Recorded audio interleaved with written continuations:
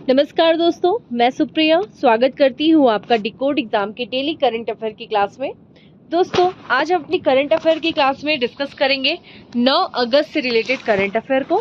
तो चलिए दोस्तों, जल्दी से आप सभी लोग सेशन से जुड़ जाइए। सेशन को आप सभी लोग शेयर कर दें और जैसा है कि मैं उम्मीद कर रही हूँ आप सब लोग बहुत अच्छे से होंगे और अच्छे से अपनी प्रिपरेशन कर रहे होंगे। और इसी के साथ आज हम महत्वपूर्ण करंट अफेयर को यहाँ पे डिस्कस करेंगे। क्लास स्टार्ट करूं दोस्तों, उसके पहले कहना चाहूंगी कि जल्दी से चैनल को सब्सक्राइब कर लीजिए और बेल आइकन को प्रेस कर दीजिए। इससे आपको चैनल से रिलेटेड हर क्लास की वीडियो का प्रॉपर नोटिफिकेशन मिलेगा और आपकी कोई भी क्लास मिस नहीं होगी। तो चलिए स्टार्ट करते दोस्तों अपनी क्लास। तो आज की क्लास में हमारा सबसे पहला प्रश्न है कि हाल ही में भारत किस देश द्वारा आयोजित यूक्रेन शांति वार्ता में हिस्सा लिया है। तो देखिए, अभी हाल ही में यूक्रेन शांति वार्ता जो है आयोजित की गई, जिसमें भारत ने भी हिस्सा लिया। और प्रश्न आपसे पूछा जा रहा है कि ये जो यूक्रेन शांति वार्ता है ये किस देश के द्वारा आयोजित की गई थी। ऑप्शंस आप देख रहे हैं, तुर्की है, सऊदी अरब है, अमेरिका है, पोलैंड है। तो इसका करेक्ट आंसर दोस्तों बी है, सऊदी अरब। ठीक है, तो सऊदी अरब के द्वारा ये यूक्रेन शांति वार्ता जो है वो आयोजित की गई है। आइए इसके बारे में हम अच्छे से पढ़ते हैं। तो यहाँ पे हम बात करते हैं दोस्तों कि भारत को सऊदी अरब द्वारा जेद्दा, जो सऊदी अरब का एक जेद्दा शहर है दोस्तों, वहां पे ही ये यूक्रेन शांति वार्ता आयोजित की गई थी। और यहाँ पे जो है भारत को इस शांति वार्ता में, यूक्रेन शांति वार्ता में सऊदी अरब के द्वारा आमंत्रित किया गया था। ठीक है, ये समझा जाता है कि अच्छा, आमंत्रण का कारण क्या था कि यहाँ पे जो है एक तरीके से आमंत्रण नहीं बल्कि यूक्रेन शांति वार्ता में ये भी समझा जा रहा था कि जो यूक्रेन के राष्ट्रपति हैं जेलेंस्की, ठीक है, उन्होंने एक 10 सूत्रीय शांति योजना दिया था। ठीक है, तो उस पर चर्चा होगी, ये सब समझा गया था। यहाँ पे विदेश जो मंत्रालय के प्रवक्ता उन्होंने बताया कि भारत यूक्रेन संकट के शांतिपूर्ण समाधान का समर्थन करता है। और अगर हम बात करें रूस, देखिए रूस और यूक्रेन के बीच में युद्ध छिड़ा हुआ 1 साल से ऊपर का समय हो गया। तो यहाँ पे जो है रूस को इस वार्ता में जो है नहीं आमंत्रित किया गया था, बाकी भारत को आमंत्रित किया गया था, भारत गया था। ठीक है, अगले प्रश्न की तरफ बढ़ते हैं दोस्तों। और हमारा आज का अगला प्रश्न है कि निम्न में से किस राज्य की कैबिनेट ने 19 नए जिलों और 3 नए संभागों के गठन को मंजूरी दिया है। तो किस राज्य में भी हाल ही में 19 नए जिले और संभागों के, यानी कि 3 नए संभागों के गठन को मंजूरी दी गई है राज्य के कैबिनेट के द्वारा। ऑप्शंस आप देख रहे हैं दोस्तों, और इसका जो करेक्ट आंसर है वो है सी, राजस्थान सरकार के द्वारा। ठीक है, आइए इसके बारे में बात करते हैं। तो राजस्थान मंत्रिमंडल ने 19 नए जिले और 3 संभागों के गठन और सीमांकन को मंजूरी दे दिया। ठीक है, तो देखा जाए वहां पे जो कैबिनेट ने जो मंजूरी दिया है तो वहां पे नए 19 जिले बनेंगे और साथ ही साथ 3 नए संभाग का गठन किया जाएगा। और जल्द ही जो है इन जिलों की अधिसूचना सरकार के द्वारा जारी कर दी जाएगी। जो वहाँ के वर्तमान मुख्यमंत्री दोस्तों, जिनका नाम है अशोक गहलोत, उन्होंने मुख्यमंत्री आवास पर आयोजित एक प्रेस वार्ता हुआ था और उसमें उन्होंने ये बताया कि इन नए जिलों से राज्य के विकास को नई प्रगति मिलेगी और आम जन को सुविधाएं भी बढ़ेंगी। ठीक है, तो एक तरीके से राज्य के विकास को बढ़ावा देने के लिए ये नए जिलों का गठन किया जा रहा है। वर्तमान में देखा जाए तो वहाँ पे 33 नए जिले हैं, जिसमें से देखा जाए तो जयपुर और जोधपुर, जयपुर देखिए राजस्थान की कैपिटल है, और जोधपुर भी शामिल है, जिनका अब ग्रामीण और शहरी जिलों के रूप में विभाजन कर दिया जाएगा। प्रदेश में अब जिलों की संख्या देखिए कितनी हो जाएगी, तो 50 हो जाएगी। और यहाँ पे बात करें दोस्तों 50, कहीं के 52 भी, ध्यान रखिएगा 52 होना चाहिए। पाली, बांसवाड़ा और सीकर को नया संभाग बनाने के प्रस्ताव को भी मंजूरी दी गई। तो जो 3 जो नए संभाग बनाए जाएंगे वो कौन कौन से होंगे, पाली है, बांसवाड़ा है और सीकर। ठीक है, ये 3 नए संभाग होंगे। और इसके साथ ही अब राज्य में कितने संभाग हो जाएंगे, तो 10 संभाग हो जाएंगे। ठीक है दोस्तों, तो यहाँ पे ध्यान रखिएगा कि जो राजस्थान की सरकार है दोस्तों, उन्होंने जो है 19 नए जिले बनाने के प्रस्ताव किए हैं। राज्य ने नए जिलों के गठन की संभावना का परीक्षण करने के लिए एक समिति गठित किया था, जिसका नाम है राम लुभाया कमेटी। ठीक है, तो राम लुभाया कमेटी का भी कार्यकाल जो है सरकार के द्वारा 6 महीनों के लिए बढ़ा दिया गया। ठीक है, अशोक गहलोत, मुख्यमंत्री अशोक गहलोत ने संकेत दिया है कि आने वाले समय में कुछ और नए जिले भी बनाए जा सकते हैं। तो अभी 19 जिले बनाए जाने का प्रस्ताव रखा गया है, हो सकता है कि आने वाले दिनों में कुछ और भी नए जिले बनाए जा सकते हैं। ठीक है, सरकार के द्वारा ये संकेत राजस्थान के जो मुख्यमंत्री अशोक गहलोत जी के द्वारा दिया गया। ठीक है, तो दोस्तों हमें क्या ध्यान रखना है कि किस राज्य में भी हाल ही में नए जिलों का गठन किया गया है, तो ये राजस्थान में किया गया। ठीक है, अगले प्रश्न की तरफ बढ़ते हैं। और दोस्तों हमारा आज का अगला प्रश्न है कि निम्न में से किस राज्य में आदि चेन्नूर विश्व स्तरीय संग्रहालय की आधारशिला रखी गई है। तो ऑप्शन आप देख रहे हैं दोस्तों, और इसका जो करेक्ट आंसर है वो है तमिलनाडु। ठीक है, तो तमिलनाडु में आदि चेन्नूर विश्व स्तरीय संग्रहालय की आधारशिला रखी गई है। आइए इसके बारे में बात करते हैं। तो दोस्तों, जो केंद्रीय वित्त मंत्री हैं जिनका नाम है निर्मला सीतारमन, उन्होंने तमिलनाडु के थुत्तुकुडी जिले में, ठीक है, सिरिवाई कुंडम के निकट जो है आदि चेन्नूर विश्व स्तरीय संग्रहालय की आधारशिला रखी। तो किसके द्वारा आधारशिला रखा गया? तो केंद्रीय वित्त मंत्री निर्मला सीतारमन जी के द्वारा रखा गया है। ठीक है, कौन से संग्रहालय का? तो आदि चेन्नूर विश्व स्तरीय संग्रहालय, जो कि तमिलनाडु के यहाँ पे थुत्तुकुडी जिले के सिरिवाई कुंडम में के निकट स्थित है। ठीक है, माफ करिएगा दोस्तों।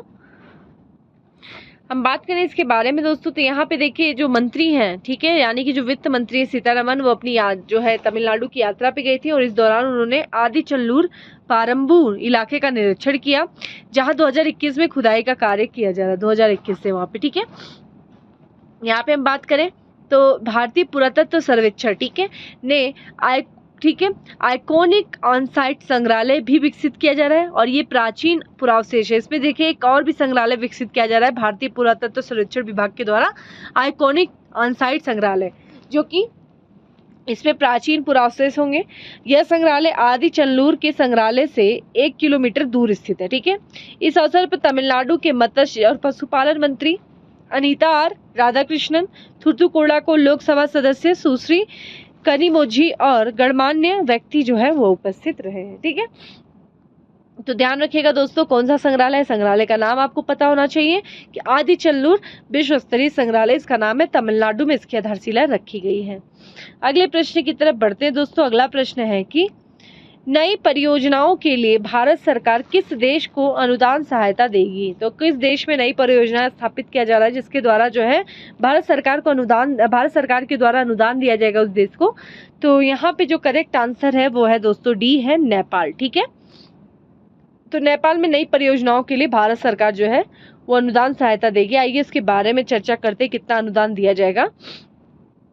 तो नेपाल ने भारतीय दूतावास और नेपाल सरकार ने बेहतर शिक्षा सुविधाएं, ठीक है, देखिए शिक्षा सुविधाएं हैं, जल आपूर्ति है, स्वच्छता सुविधाएं प्रदान करने के लिए नेपाल में 4 उच्च प्रभाव सामुदायिक विकास परियोजना शुरू करने के लिए एक समझौते ज्ञापन पर हस्ताक्षर किया है। तो देखा जाए भारत और नेपाल के बीच में एक समझौता ज्ञापन हस्ताक्षर किया गया है, जो कि किस क्षेत्र में बेहतरी के लिए? तो यहाँ पे शिक्षा क्षेत्र में हो गया, जल आपूर्ति के क्षेत्र में हो गया, स्वच्छता सुविधाएं प्रदान करना, और 4 जो है उच्च प्रभाव वाले सामुदायिक विकास परियोजनाओं के लिए जो है समझौता ज्ञापन किया जा रहा है। यहाँ पे 17 करोड़ नेपाली रुपए की लागत वाली 3 परियोजनाएं शिक्षा क्षेत्र में और एक जल आपूर्ति और स्वच्छता क्षेत्र में है। इन परियोजनाओं के लिए भारत सरकार क्या कर रही है दोस्तों? भारत सरकार अनुदान सहायता देगी इन परियोजनाओं के लिए। ठीक है, वर्ष 2003 से देखा जाए तो अब तक नेपाल को स्वास्थ्य, शिक्षा, पेयजल, संचार संपर्क और स्वच्छता के क्षेत्र में लगभग 1220 करोड़ नेपाली रुपए की लागत वाली, ठीक है, यहाँ पे 546 परियोजनाओं को अनुदान सहायता दिया गया। तो अभी तक देखा जाए कितने जो है परियोजनाओं को अनुदान सहायता दिया गया है 2003 से देखा जाए तो नेपाल को, तो 546, ठीक है, जो परियोजनाएं हैं जो कि स्वास्थ्य से संबंधित थी, शिक्षा से, पेयजल से, संचार संपर्क, स्वच्छता क्षेत्र से संबंधित थी, और इनके जो कि 1220 करोड़ रुपए जो है नेपाली रुपए की लागत वाली परियोजनाओं को अनुदान सहायता दिया गया है भारत सरकार के द्वारा। ठीक है, तो अभी हमने क्या देखा दोस्तों यहाँ पे कि भारत सरकार जो है अनुदान सहायता देगी किसको, किस देश की नई परियोजनाओं के लिए? तो नेपाल के लिए। अगले प्रश्न की तरफ बढ़ते दोस्तों। अगला प्रश्न है हमारा कि हाल ही में चर्चा में रहा वेस्टर्न ट्रैगोपे, ठीक है, ट्रैगोपेन किस राज्य की राजकीय पक्षी है? तो ट्रैगोपेन जो है किस राज्य की राजकीय पक्षी? ऑप्शंस आप देख रहे हैं, असम है, हिमाचल प्रदेश है, सिक्किम है, या फिर उत्तराखंड है। दोस्तों इसका जो करेक्ट आंसर है वो है बी है, हिमाचल प्रदेश का ये वेस्टर्न ट्रैगोपेन जो है ये राजकीय पक्षी जो अभी हाल फिलहाल में चर्चा में। आइए बात करते हैं क्यों चर्चा में। तो देखिए आप देख सकते हैं, ठीक है, इस पक्षी की तस्वीर जिसका नाम है वेस्टर्न ट्रैगोपेन, जो कि राजस्थान की, क्या माफ करिएगा दोस्तों, यहाँ पे मैंने आपको गलती से बता दिया, इसको थोड़ा सा करेक्ट कर लीजिएगा, ठीक है, ये सिक्किम की है, ठीक है, माफ करिएगा, ये हिमाचल प्रदेश की है।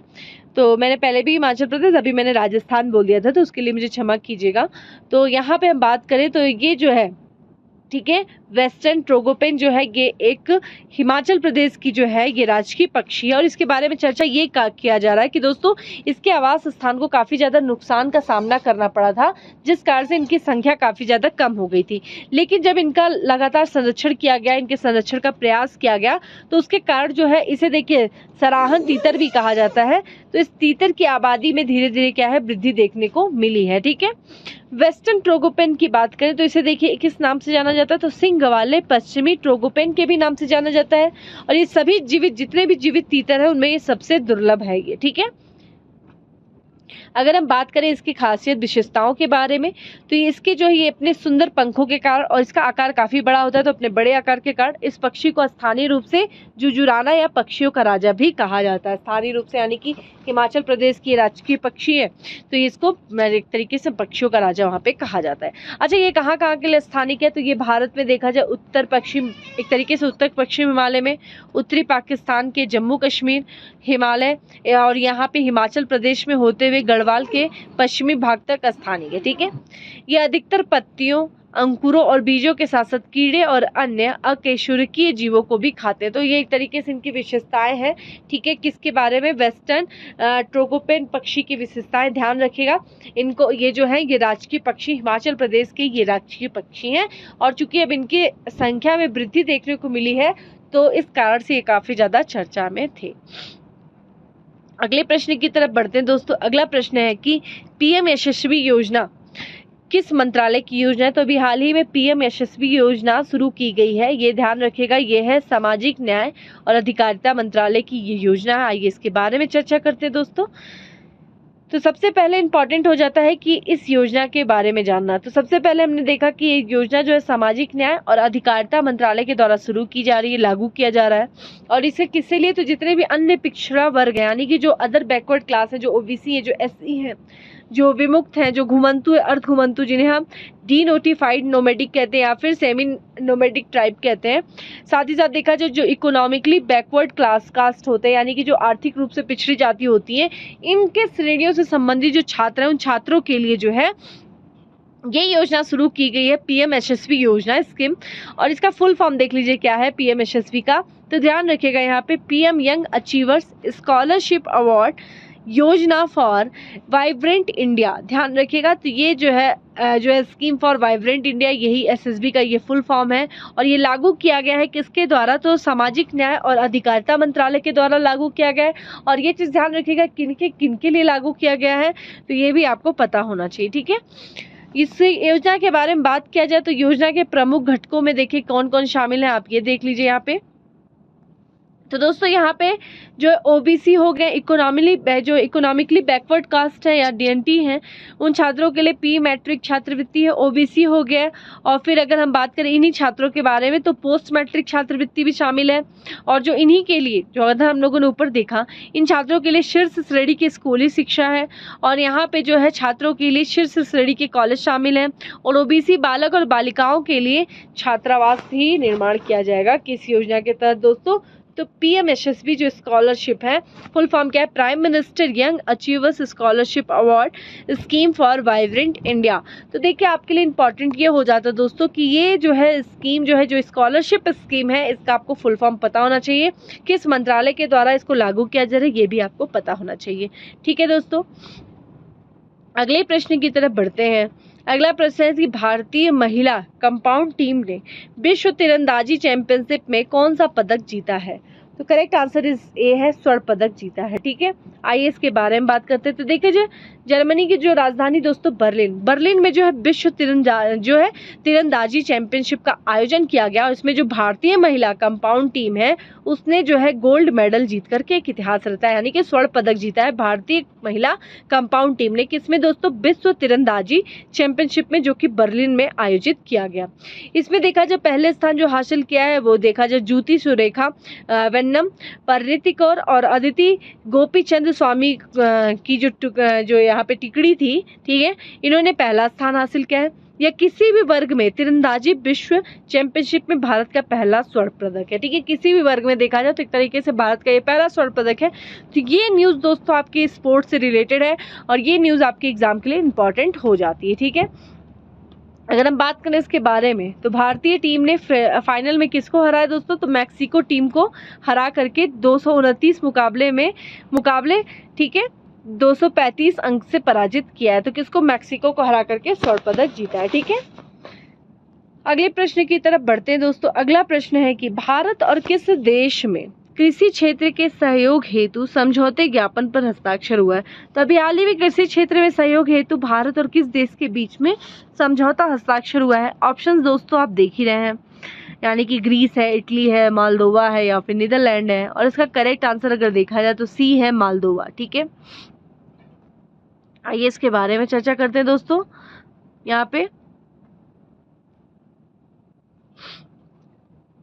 तो यहाँ पे जो कृषि एवं किसान कल्याण राज्य मंत्री हैं सुश्री शोभा ठीक है करंदलाजे, और मोल्दोवा की जो उप प्रधानमंत्री और कृषि एवं खाद्य मंत्री हैं श्री व्लादिमीर बोलया, उनके बीच में दिल्ली में कृषि भवन में एक बैठक हुई।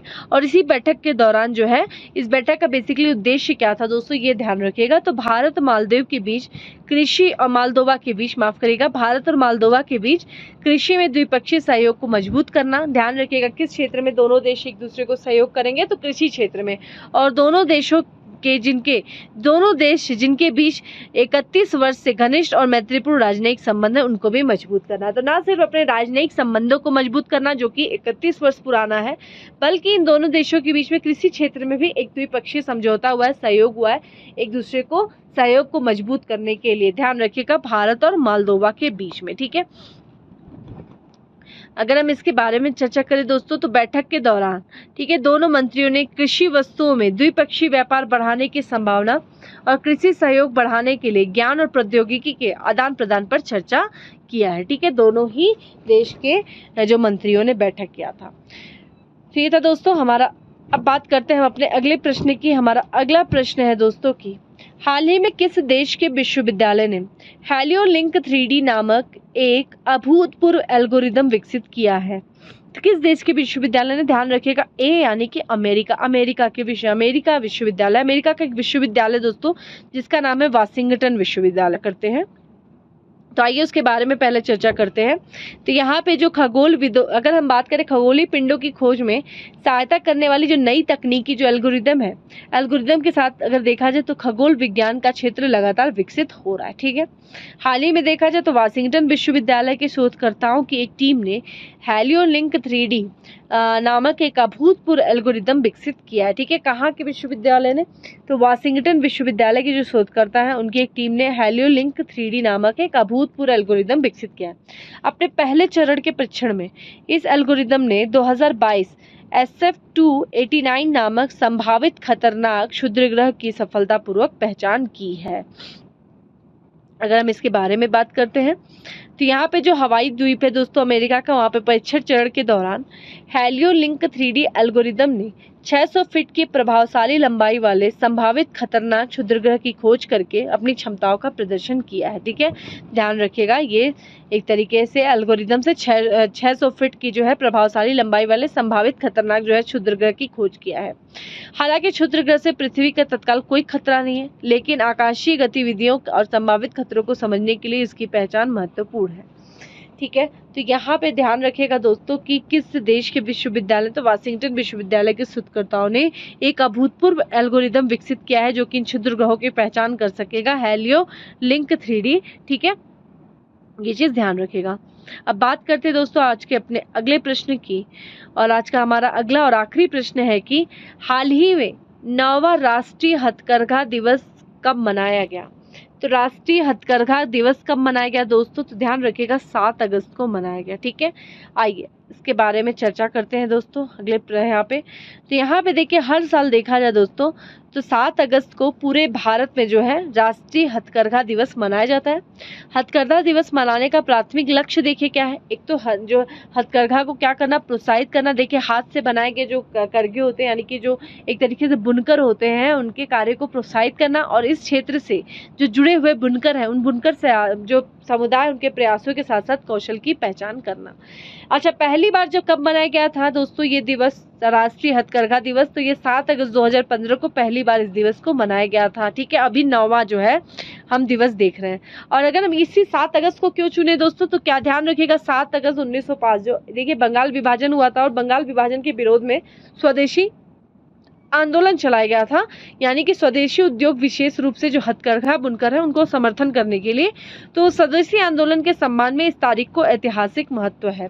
ठीक है, अगर हम बात करें इस वर्ष जो इस दिवस की थीम क्या है, राष्ट्रीय हथकरघा दिवस 2023 की थीम क्या है, तो सतत फैशन के लिए हथकरघा, हैंडलूम फॉर सस्टेनेबल।